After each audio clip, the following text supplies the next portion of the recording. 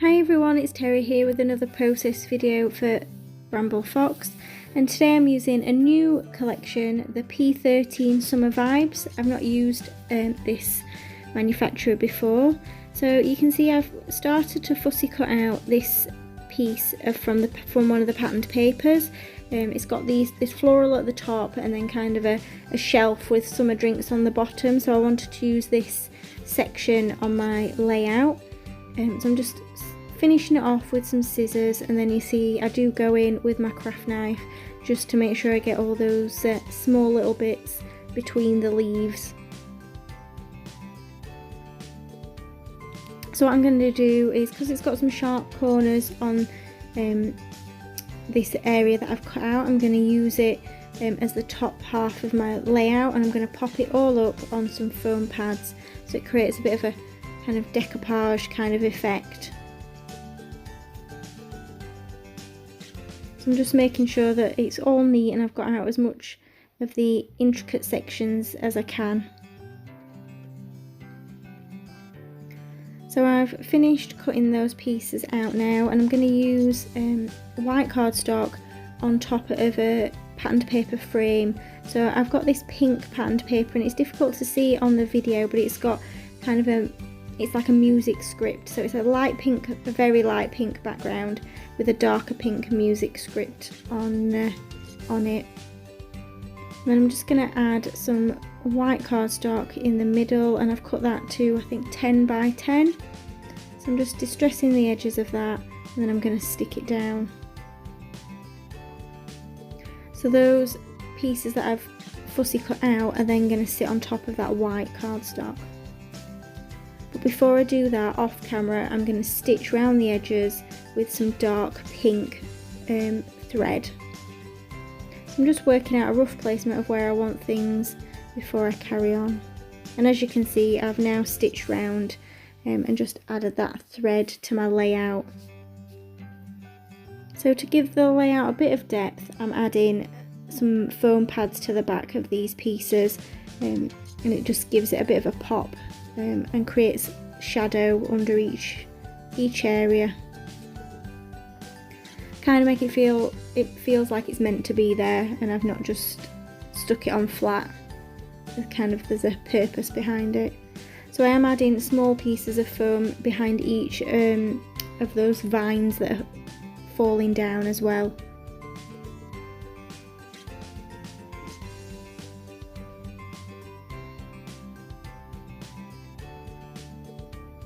So I'm using the Oh the Places We'll Go perspective piece from the Fox box for my title, and then I'm also going to pull in some of the leaves and florals from one of the sets in the shop. So I'm just looking at this cut apart sheet to find something to match my photo on. So this is a very tropical themed collection, but I'm actually using it with a photo of us in our local park. So I just wanted to kind of document how we normally go on exotic travels, but sometimes just spending some time in the areas close to where you live has been a blessing in the recent months. So I'm just working out roughly where I want to add some of the ephemera. I've got those perspective flowers out, and what I'm also going to do is fussy cut a couple of pieces from one of the patterned papers, a flower and a leaf section.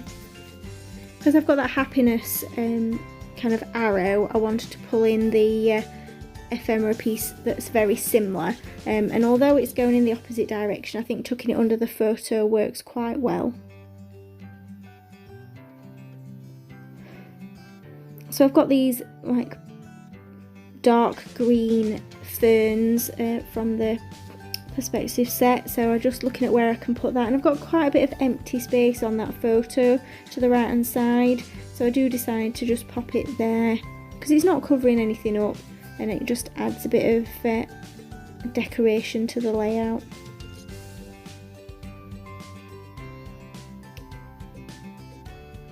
And I'm just working out where I can add some more of these light pink floral pieces. And I'm just playing around there with different elements. So you saw me pull out the bird from the ephemera pack, but it just doesn't quite go. I'm alright with florals and things, but parrots in a UK kind of country park just doesn't sit quite right. So as I said, I'm just cutting out a couple of pieces from one of the patterned papers that's got all different elements on that you can cut out, just to add a bit more ephemera to the page. That would probably be my only criticism of this P13 collection. It's beautiful colours, really nice, like how it's created. It's like soft pieces, not too bold, but there's only a few pieces in the ephemera pack. It's not full of lots of different elements. I think there's only about 13 or 14 pieces in it, something like that. So it's really good that you can cut things out from the patterned paper to add to your layout.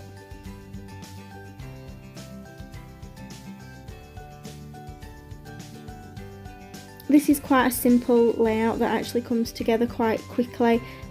Just takes a bit of time to do things like the stitching and the fussy cutting. And once I've stuck my title on, we're almost at the end really of the layout. So I'm just sticking it on with some glossy accents there, and I do decide to add a little bit of pom-pom trim under my photo just for a different texture and to add a bit more depth. And I'm just gluing that on with some normal wet glue. Just creates a little shelf for that photo as well, so it doesn't feel too much like it's just floating above the bottom. So I've got some small pink gems that I'm going to use on each of the florals to create kind of the ends of the stamen, just to add a bit of bling and kind of give them a bit more life, these flowers. They're a little bit fiddly, so you see I am having to use tweezers to make sure they go in the right place.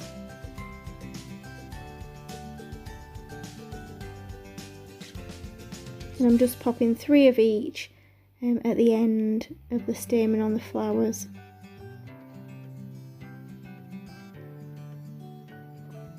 And now it's time to add some of my journaling, and I'm going to put that under the title.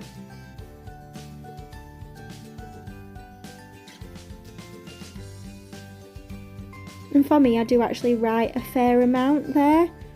But it's just explaining what I already mentioned about the theme of this layout.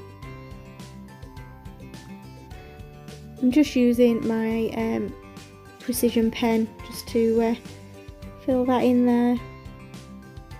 And then we're on to the last little touches. So I've pulled out the garden party stamp set, and I'm just going to stamp some little hearts in and around my layout. I just felt like the navy blue of the title and the journaling was quite heavy compared to all the pastel colours, so I just wanted to add